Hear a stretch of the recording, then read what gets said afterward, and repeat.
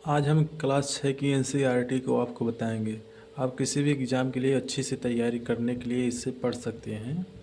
जैसे ये खासकर यूपीएससी वालों के लिए ज़्यादा लाभदायक होता है, क्योंकि हिस्ट्री जो है ये प्रीलिम्स में ज़्यादा आता है। तो तो इसे भी पढ़ना ज़रूरी है।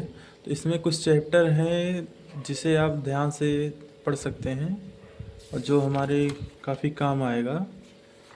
तो उस चैप्टर को थोड़ा देख लिया जाए।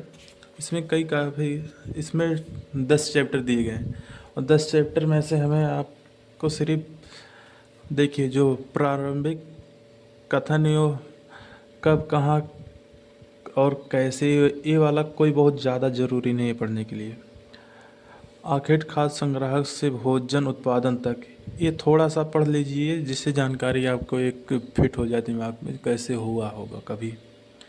आपको आरंभिक नगर अच्छे से पढ़ना है।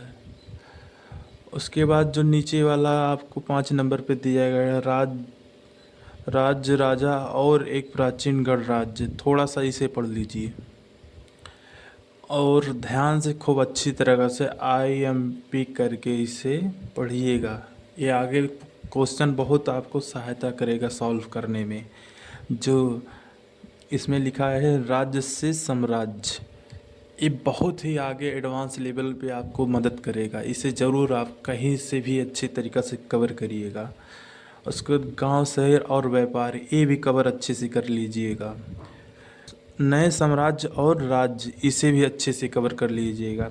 और इमारतें, चित्र और किताबें, इसे थोड़ा ध्यान से पढ़ लीजिएगा।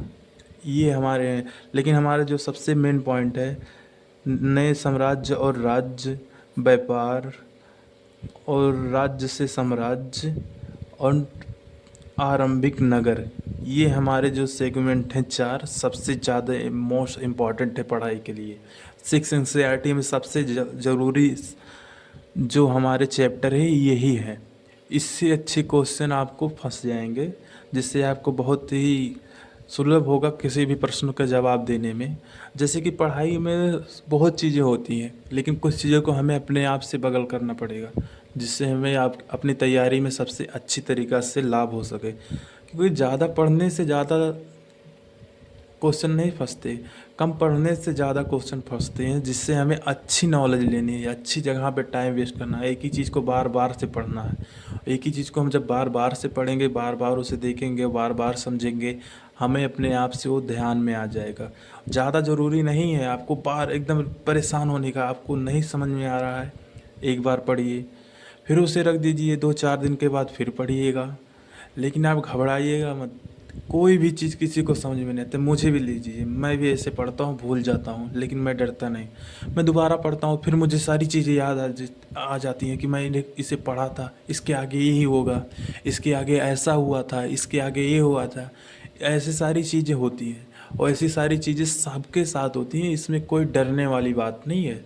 शुरुआती टाइम पे मैंने 1.5 साल ऐसे बर्बाद कर लिए, मुझे नॉलेज ही बिल्कुल नहीं हुआ। तब मैं सिर्फ किताबों को पढ़ता था, वो भी गलत सही लिखता था, उससे भी पढ़ता था। लेकिन फिर धीरे धीरे पढ़ते पढ़ते और थोड़ी समझ को और सभी को देखते हुए ऐसे ऐसे नॉलेज हो गया। उसके बाद मैंने देखो आज स्टार्ट ही कर दिया है मैंने, अब इसे भी अपना ज्ञान बांटने के लिए। जैसे कहते हैं ना, ठीक है देखते हैं अगले इस चैप्टर के जो मेन सेगमेंट हैं बताएं आपको हम, जो जो चैप्टर पे। अब उस चैप्टर के अंदर कौन कौन से पॉइंट अच्छे से तरीक़ा से कवर करना है, इसे अगली वीडियो में हम बताएंगे।